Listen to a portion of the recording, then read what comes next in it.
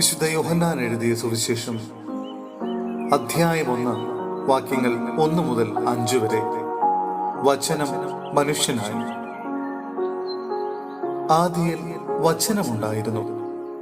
വചനം ദൈവത്തോടു കൂടെയായിരുന്നു. വചനം ദൈവമായിരുന്നു. അവൻ ആദിയിൽ ദൈവത്തോടു കൂടെയായിരുന്നു.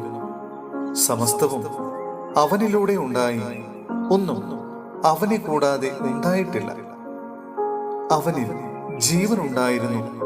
ആ ജീവൻ മനുഷ്യരുടെ വെളിച്ചമായിരുന്നു.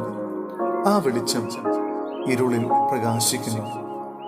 അതിനെ കീഴടക്കാൻ ഇരുളിനെ കഴിഞ്ഞില്ല.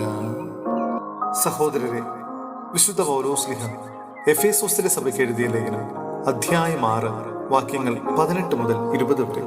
നിരന്തരം പ്രാർത്ഥിക്കുവിൻ. നിങ്ങൾ അപേക്ഷകളോടും യാചനകളോടും കൂടെ എല്ലാ സമയവും ആത്മാവിൽ പ്രാർത്ഥനാ നിരതരായിരിക്കുവിൻ. അവിശ്രാന്തം ഉണർന്നിരുന്ന് എല്ലാ വിശുദ്ധർക്കും വേണ്ടി പ്രാർത്ഥിക്കുവിൻ. ഞാൻ വായ് തുറക്കുമ്പോൾ എനിക്ക് വചനം ലഭിക്കാനും സുവിശേഷത്തിന്റെ രഹസ്യം ധൈര്യപൂർവ്വം പ്രഘോഷിക്കാനും നിങ്ങൾ എനിക്ക് വേണ്ടി പ്രാർത്ഥിക്കുവിൻ.